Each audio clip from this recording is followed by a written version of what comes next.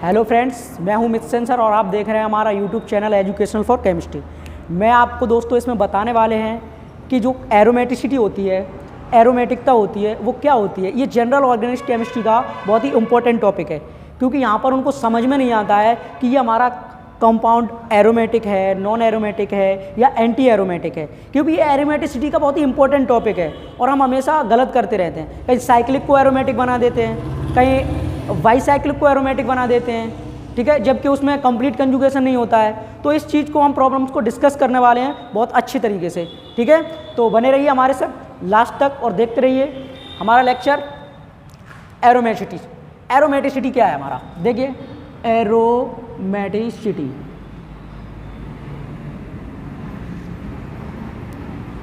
इसको दोस्त बोलते हैं एरोमेटिकता। क्या बोलते हैं? एरोमेटिकता। एरोमेटिकता क्या बोलते हैं फ्रेंड्स? एरोमेटिकता बोलते हैं। ध्यान से समझेंगे एरोमेटिकता होती क्या है। सबसे तो पहले हम इसकी डेफिनेशन लिख रहे हैं। इसकी डेफिनेशन क्या होती है? अगर आपसे कोई डेफिनेशन पूछता है तो आपको डेफिनेशन लिखना आना चाहिए कि हमारी इसकी डेफिनेशन क्या होती है। इसकी डेफिनेशन जो होती है, देखिए मैं डेफिनेशन बता रहा हूँ, ठीक है। डेफिनेशन इसकी हमारी ये होती है, वे साइक्लिक कंपाउंड जिनके रिंग में कंप्लीट कॉन्जुगेशन होता है और जो हक्कल नियम का पालन करते हैं, हक्कल रूल्स का पालन करते हैं, वो हमारे एरोमेटिक कंपाउंड्स कहलाते हैं। और जो ऐसे गुणों को पालन करते हैं, जो इनके गुण का पालन करते हैं, उसे हम एरोमेटिकता कहते हैं। उसे हम क्या बोलते हैं? एरोमेटिकता। खासियत तो ये होती है कि जो हमारे एरोमेटिक कंपाउंड होते हैं वो खुशबूदार होते हैं। कैसे होते हैं? खुशबूदार। चलिए तो इसकी हम डेफिनेशन लिखते हैं कि ऐसे साइक्लिक कंपाउंड जिनके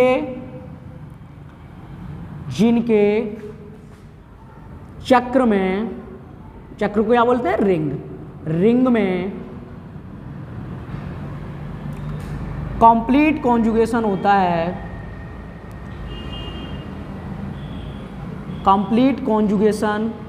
है, और जो हक्कल रूल का पालन करते हैं। किस नियम का? हक्कल नियम का पालन करते हैं। हक्कल नियम का पालन करते हैं उन्हें एरोमेटिक कंपाउंड कहते हैं। एरोमेटिक कंपाउंड कहते हैं।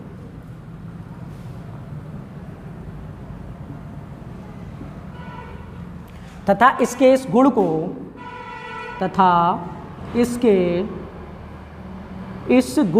इस प्रॉपर्टीज को, इस गुण को एरोमेटिसिटी कहते हैं। क्या कहते हैं? एरोमेटिसिटी, यानी एरोमेटिकता कहते हैं। एरोमेटिसिटी की एरोमेटिकता कहते हैं। एरोमेटिकता कहते हैं। इसको दोस्तों 3 टाइप से डिवाइड किया जाता है। जो भी हमारी एरोमेटिसिटी है उसको हम 3 टाइप से डिवाइड करते हैं कि इसमें इसके 3 टाइप्स होते हैं। एरोमेटिसिटी हम निकालते हैं, इसमें क्या होते हैं? 3 टाइप से इसको डिवाइड किया गया है। इसको कितने? 3 टाइप्स थे। तो इसके 3 टाइप्स कौन से हैं? फर्स्ट है आपका एरोमेटिक कंपाउंड, सेकंड आपका एंटी एरोमेटिक कंपाउंड,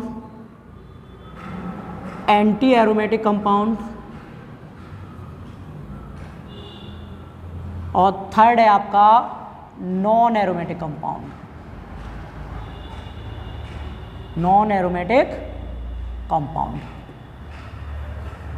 ठीक है फ्रेंड्स, 3 हो गया आपका, 3 टाइप्स का। अब इसमें हमको डिफाइन कैसे करना है कि ये हमारा एरोमेटिक है, ये एंटी एरोमेटिक और ये नॉन एरोमेटिक है। आपको सिर्फ और सिर्फ 3 कंडीशंस फॉलो करनी है, बहुत ही इंपॉर्टेंट है। 3 कंडीशंस अगर आप फॉलो कर लेते हैं तो आपको कहीं भी एरोमेटिक, नॉन एरोमेटिक और एंटी एरोमेटिक को डिफाइन करने में कोई प्रॉब्लम नहीं होगी। ठीक है, तो चलिए हम जो वो 3 कंडीशंस है वो क्या है। ठीक है, तो हमारी जो फर्स्ट कंडीशंस होती है, जो हमारी फर्स्ट कंडीशन है वो हमारी लेकर प्लेनरिटी को लेकर है। किसको? प्लेनरिटी। हमारा जो भी कंपाउंड हो वो प्लेनर होना चाहिए। कैसा होना चाहिए? प्लेनर। प्लेनर, प्लेनरिटी होनी चाहिए, मतलब प्लेनर कंपाउंड होना चाहिए, प्लेनरिटी होनी चाहिए, प्लेनरिटी होनी चाहिए। ठीक है, इसका मतलब ये कि अगर हम इसको एक इंपॉर्टेंट पॉइंट्स में अगर पकड़ें तो प्रत्येक कार्बन का हाइब्रिडाइजेशन sp2 होना चाहिए। रिंग में प्रत्येक कार्बन का हाइब्रिडाइजेशन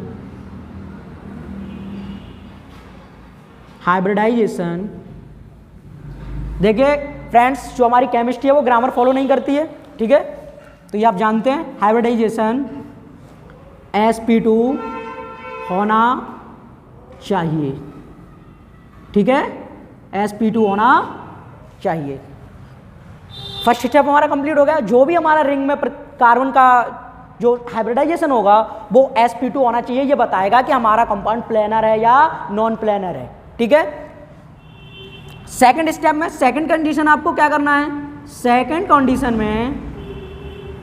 कंडीशन जो है हमारी, उसमें आपको ये करना है कि सेकंड कंडीशन में हमें ये देखना है कि उसमें कंप्लीट कंजुगेशन है या नहीं है।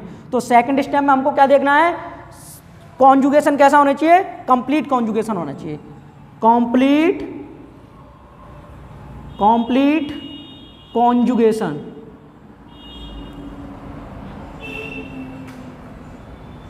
कंप्लीट कॉन्जुगेशन मतलब पूर्ण, हिंदी में बोले तो पूर्ण संयुग्मन या अतिसंयुग्मन लिख सकते हैं। अतिसंयुग्मन, पूर्ण अतिसंयुग्मन होना चाहिए। अतिसंयुग्मन होना चाहिए, पूर्ण अतिसंयुग्मन होना चाहिए। ठीक है दोस्तों, पूर्ण अतिसंयुग्मन होना चाहिए। अब आपका लास्ट स्टेप बचता है। ठीक है, लास्ट स्टेप बचता है कि जो भी थर्ड कंडीशन है हमारी, थर्ड कंडीशन क्या कहती है? कि थर्ड कंडीशन कहती है कि हमारा जो हक्कल्स रूल्स है, जो हमारे हक्कल्स नियम है, उसका पालन करे वो कंपाउंड है। वो किसका? हक्कल रूल्स का। तो हक्कल रूल्स का फॉलो करना चाहिए भाई। हक्कल रूल का पालन करेगा तब तो होगा। तो हक्कल नियम का पालन करना, हक्कल नियम का पालन करता हो। ठीक है, करना चाहिए। ठीक है, हक्कल नियम का पालन। अब समझ में नहीं आ रहा हक्कल नियम क्या है?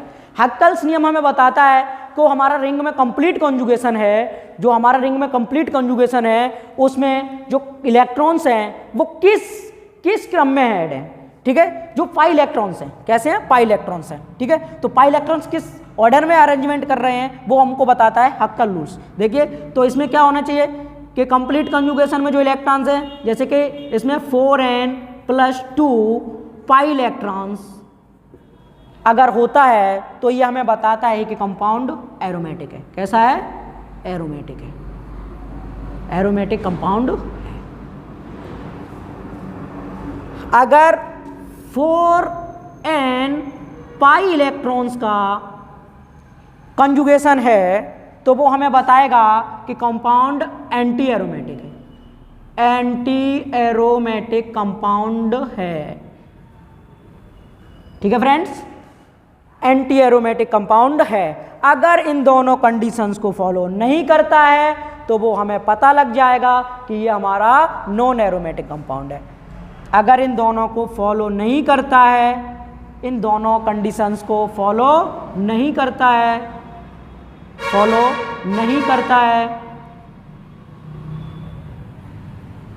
तो वो हमारा कैसा होगा? नॉन एरोमेटिक होगा। कैसा? नॉन एरोमेटिक कंपाउंड होगा। ठीक है, नॉन एरोमेटिक कंपाउंड होगा।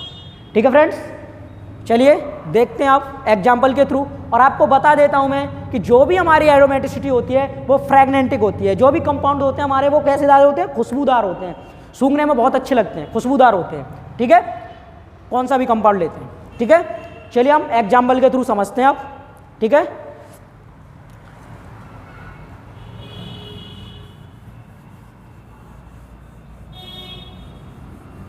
देखिए एग्जाम्पल से आप समझिए, बहुत सारे एग्जाम्पल्स करने वाले हैं, इतने एग्जाम्पल करेंगे जब तक श्योरिटी नहीं आ जाएगी।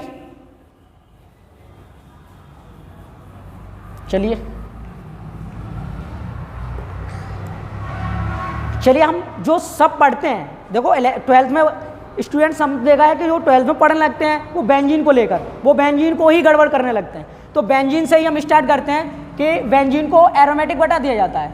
जो हमारी बेंजीन होती है, ये जो हमारी बेंजीन है, इसको हम बेंजीन के नाम से जानते हैं। इसकी खोज जिसको केकुले ने दी थी। तो ये बेंजीन है, ये हमारी क्या है, बेंजीन।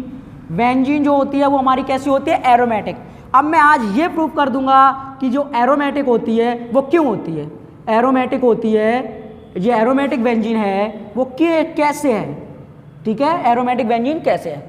आइए चलिए, जहां भी हमें कॉर्नर दिख रहा है ये तो जानते ही हैं, जहां भी कॉर्नर है, जहां भी कॉर्नर है गाइस, जहां भी कॉर्नर है वहां पर कार्बन प्रेजेंट है। क्या है, कार्बन प्रेजेंट है। ये क्या है, कार्बन प्रेजेंट है, यहां पर ये कार्बन प्रेजेंट है। तो देखिए इसको हम ओपन करके भी लिखते हैं इस स्ट्रक्चर को। ये हमारा कार्बन है, ये डबल बॉन्ड लगा हुआ है यहाँ पर, ये कार्बन है, ये सिंगल बॉन्ड लगा हुआ है, कार्बन है, यहाँ डबल बॉन्ड लगा हुआ है, कार्बन है, यहाँ सिंगल बॉन्ड लगा हुआ है, कार्बन है, यहाँ पर देखिए, यहाँ पर देखिए, यहाँ पर डबल बॉन्ड लगा हुआ है और कार्बन है। ठीक है, अभी इसका बैलेंस ही कंप्लीट नहीं हो रहा है कार्बन का। तो हम तो जानते हैं हाइड्रोकार्बन, कार्बन अपने साथ हाइड्रोजन रखता है अपने बैलेंसी को कंप्लीट करने के लिए, क्योंकि कार्बन की बैलेंसी 4 होती है। कार्बन की बैलेंसी गाइस कितनी होती है, कार्बन की बैलेंसी 4 होती है। कितनी होती है, 4 होती है कार्बन की बैलेंसी। तो यहाँ पर कितना हाइड्रोजन आना चाहिए, 1 आना चाहिए। यहाँ पर भी एक हाइड्रोजन होगा, यहाँ पर भी एक हाइड्रोजन होगा, यहाँ पर भी होगा, यहाँ पर भी होगा और यहाँ पर भी होगा। पता लग रहा होगा कि 1 2 3 4 कार्बन की बैलेंसी 4 है। हाइड्रोजन तो 1 इलेक्ट्रॉन लेके ही खुश हो जाता है, क्योंकि वो स्टेबल हो जाता है, 2 इलेक्ट्रॉन रखते हैं। तो इसके आप कैसा हो जाता है, स्टेबल हो जाता है, वो 2 इलेक्ट्रॉन लेके खुश हो जाता है हाइड्रोजन। ठीक है, तो यहाँ पर चलिए देखते हैं। ये तो हमने स्ट्रक्चर बना दिया, इसीलिए हम इसको C6H6 भी बोल सकते हैं। बेंजीन को हम क्या बोल देते हैं, C6H6 बोल देते हैं बेंजीन को। ठीक है, आइए अब पॉइंट पर आते हैं। यहाँ पर देखिए भाई, मैंने बोला प्लेनरिटी, सबसे पहले कंडीशन प्लेनरिटी शो करेगी प्रत्येक कार्बन का हाइब्रिडाइजेशन sp2 होना चाहिए। तो देखिए प्रत्येक कार्बन का हाइब्रिडाइजेशन sp2 है या नहीं है। चलिए इसी कार्बन को ढाल लेते हैं। ओनली हम सिग्मा और पाई बॉन्ड के अकॉर्डिंग निकालेंगे हाइब्रिडाइजेशन। किसके अकॉर्डिंग, सिग्मा और पाई बॉन्ड। यहाँ पर हम आपको बता दें, इस थ्योरम में आपको सिर्फ और सिर्फ हाइब्रिडाइजेशन में सिग्मा बॉन्ड काउंट करना है, पाई बॉन्ड काउंट नहीं करना है। क्योंकि हाइब्रिडाइजेशन में सिग्मा बॉन्ड स्ट्रॉन्ग बॉन्ड होता है और पाई बॉन्ड लूजली बॉन्ड होता है। तो इसलिए सिग्मा बॉन्ड ही पार्टिसिपेट करता है, पाई बॉन्ड पार्टिसिपेट नहीं करता है। तो चलिए देखते हैं यहाँ पर इस कार्बन के पास सिग्मा बॉन्ड कितना है। तो यहाँ देखिए एक डबल बॉन्ड में, डबल बॉन्ड कितना सिग्मा होता है, 1 सिग्मा होता है और 1 पाई होता है। सिंगल बॉन्ड में 1 सिग्मा होता है। यहाँ पर भी देखिए 1 सिग्मा है। ठीक है, सिग्मा और पाई बॉन्ड के थ्रू में निकाल रहा हूँ। यहाँ पर देखिए 1 सिग्मा है, इस पर 1 सिग्मा है, यहाँ पर 1 सिग्मा और 1 पाई, यहाँ सिग्मा, इस वाले के पास हाइड्रोजन का सिग्मा, और यहाँ भी 1 सिग्मा, यहाँ सिग्मा 1 पाई, यहाँ सिग्मा। ठीक है, यहाँ पर नोट करके आप लिख भी सकते हैं दोस्त। देखिए नोट करके आप लिख सकते हैं कि यहाँ पर सिंगल बॉन्ड में क्या होना चाहिए, सिंगल बॉन्ड जो होता है कार्बन कार्बन के बीच, उसमें एक ओनली सिग्मा होता है। या अगर डबल बॉन्ड होगा तो डबल बॉन्ड में गाइस 1 सिग्मा और 1 पाई बॉन्ड प्रेजेंट होगा। ठीक है, अगर ट्रिपल बॉन्ड होगा, ट्रिपल बॉन्ड में गाइस क्या होगा, ट्रिपल बॉन्ड में आपका 1 सिग्मा होगा और 2 पाई होंगे। ठीक है, सिग्मा बॉन्ड बहुत ही स्ट्रॉन्ग बॉन्ड होता है, पाई बॉन्ड लूजली बॉन्ड होता है। सिग्मा बॉन्ड एक ही मिलेगा, पाई बॉन्ड का कैसा होता है, बदलता रहता है। ठीक है, अब देखिए यहाँ पर इसका हाइब्रिडाइजेशन लेते हैं। इसके पास 1 2 3 और 1 2 3। यहाँ पर कितना सिग्मा बॉन्ड है? 3 सिग्मा बॉन्ड है इसके पास देखिए इस कार्बन 1 2 3, यहाँ पर भी 3 सिग्मा बॉन्ड है। देखिए प्रत्येक कार्बन के पास 3 सिग्मा बॉन्ड है। इससे हमें पता चलता है एवरी कार्बन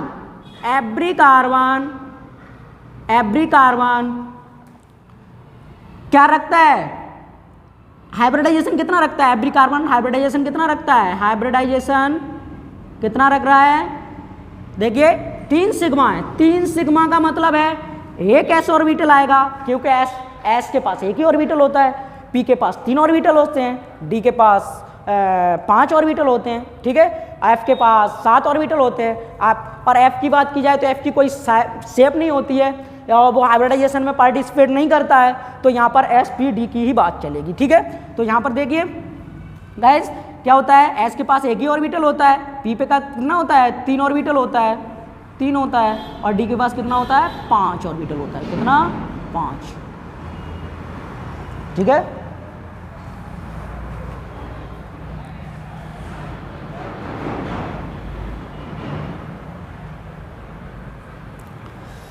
ठीक है, अब देखिए यहाँ पर आते हैं, इसका हाइब्रिडाइजेशन कितना हो गया?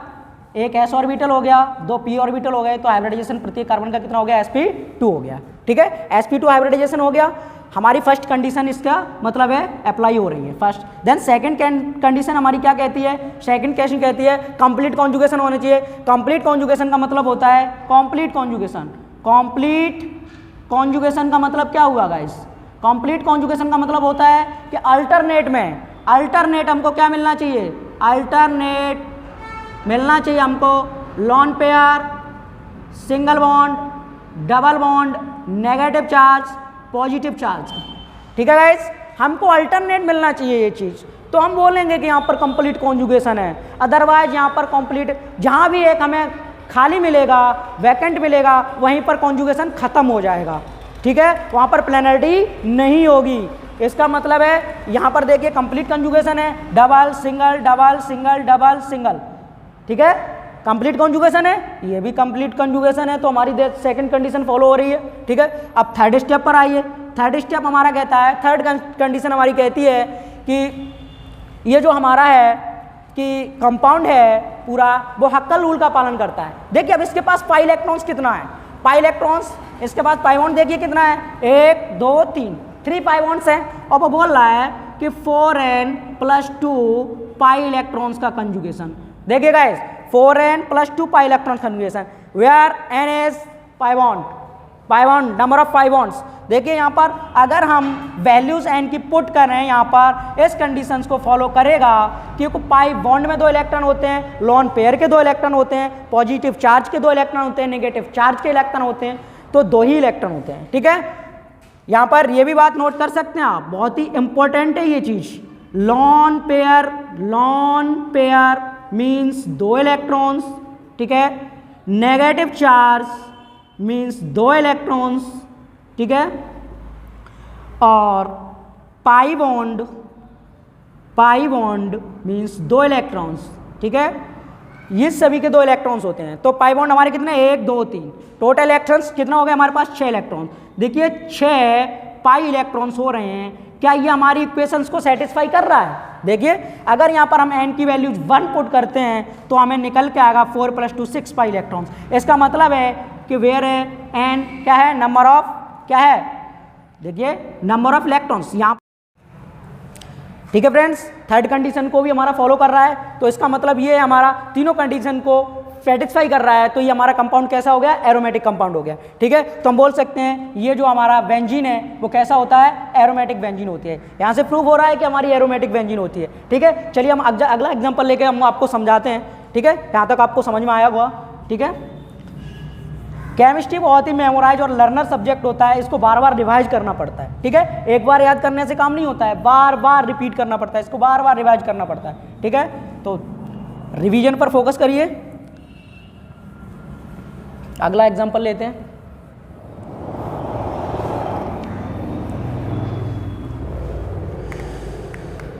देखिए गाइस अगला एग्जांपल है हमारा, ये देखिए,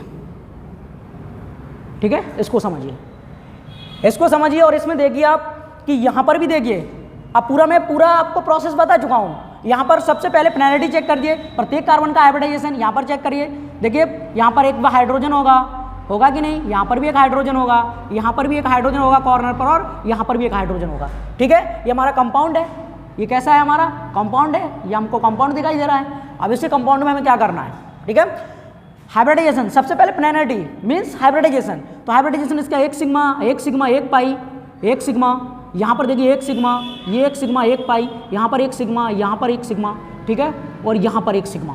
ठीक है, प्रत्येक कार्बन पर जाइए, यहाँ पर 1 2 3, इस वाले कार्बन पर कितना 3 सिग्मा है, इस वाले कार्बन पर 1 2 3, यहाँ पर भी 3 सिग्मा है, इस वाले कार्बन पर देखिए 1 2 3, यहाँ पर भी 3 सिग्मा, यहाँ पर 1 2 3, यहाँ पर भी 3 सिग्मा। इसका मतलब ये है 3 sigma bond means 3 sigma bond हमको क्या बता रहा है कि S और 2 p ऑर्बिटल्स, हमारा हाइब्रिडाइजेशन क्या है, sp2। S का मतलब प्रत्येक कार्बन का हाइब्रिडाइजेशन sp2 है, तो हमारा कंपाउंड कैसा है, प्लेनर है। ये शो करता है, प्लेनर होता है।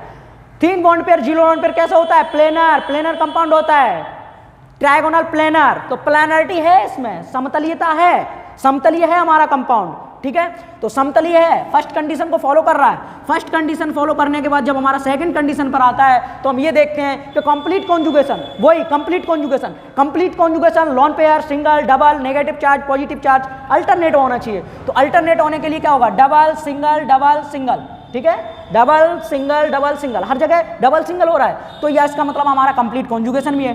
दोनों कंडीशंस फॉलो कर रहा है। अब थर्ड कंडीशंस पे आते हैं जो हमारा हक्कल्स रूल्स है।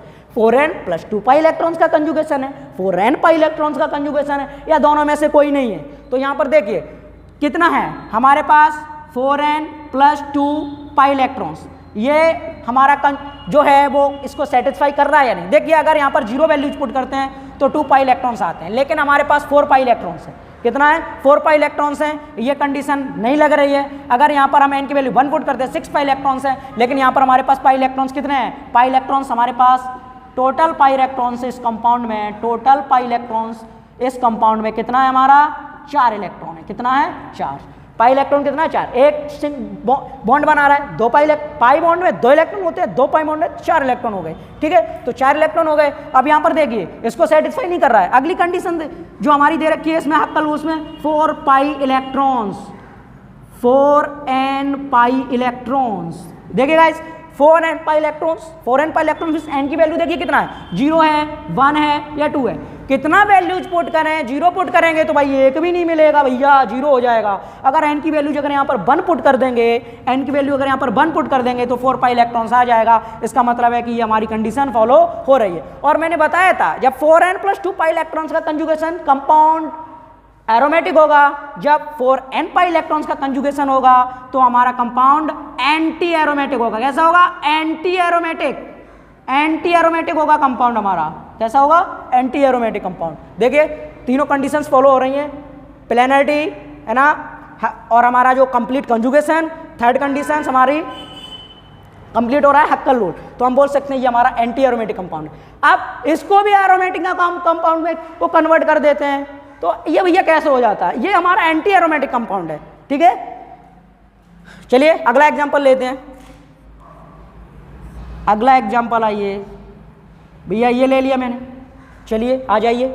अब देखिए ये क्या है, सबसे पहले भैया देखो इसका हाइब्रिडाइजेशन देखो, 1 2 हाइड्रोजन लगा होगा यहाँ पर देखो, एक हाइड्रोजन, यहाँ पर एक हाइड्रोजन, कार्बन की वैलेंसी 4 ध्यान में रखते हुए पूरा। ठीक है, तो अब इसका हाइब्रिडाइजेशन निकालो, एक सिग्मा, कितना सिग्मा हो गया इस कार्बन के पास, 4 सिग्मा प्रेजेंट है भैया, 4 सिग्मा प्रेजेंट है यहाँ पर। इसका मतलब है sp3 हाइब्रिडाइजेशन हो गया। भैया गड़बड़ हो गई, यहाँ पर देखिए 1 2 3, यहाँ पर कितना सिग्मा प्रेजेंट है, 3 सिग्मा प्रेजेंट है, 3 सिग्मा बॉन्ड प्रेजेंट है। यहाँ पर देखिए 3 सिग्मा बॉन्ड प्रेजेंट है, यहाँ पर भी 3 सिग्मा बॉन्ड प्रेजेंट है।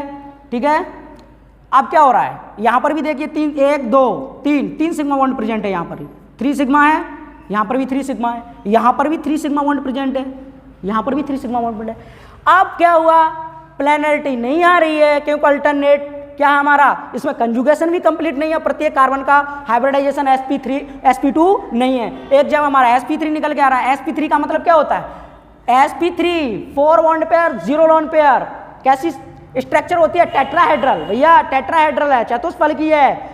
प्लेनरिटी नहीं है, इसका मतलब है फर्स्ट कंडीशन में ये क्लीन बोल्ड हो गया। अब हम इसको बोलेंगे ना एरोमेटिक है ना एंटी एरोमेटिक है, ये हमारा कंपाउंड नॉन एरोमेटिक है। कैसा है कंपाउंड? ये हमारा नॉन एरोमेटिक है। कैसा है? Non aromatic. अब बोलेंगे हम non aromatic, this compound is non aromatic compound. ठीक है, ये हमारा नॉन एरोमेटिक कंपाउंड हो गया। चलिए एक एग्जांपल और लेते हैं, इससे आपको श्योरिटी आ जाए। ठीक है, आइए एक एक्सेप्शनल केस बताते हैं भाई। इसमें आपको एक्सेप्शनल केस बताते हैं, इसमें एक एक्सेप्शन होता है, बाकी आप कहीं पर भी निकाल लेंगे। यहाँ पर आपको दिखाते हैं, यहाँ पर जो भी 8 से 9 या 10 मेंबर स्ट्रिंग में होते हैं वो सभी कंपाउंड्स कैसे होते हैं? एंटी एरोमेटिक में आते हैं।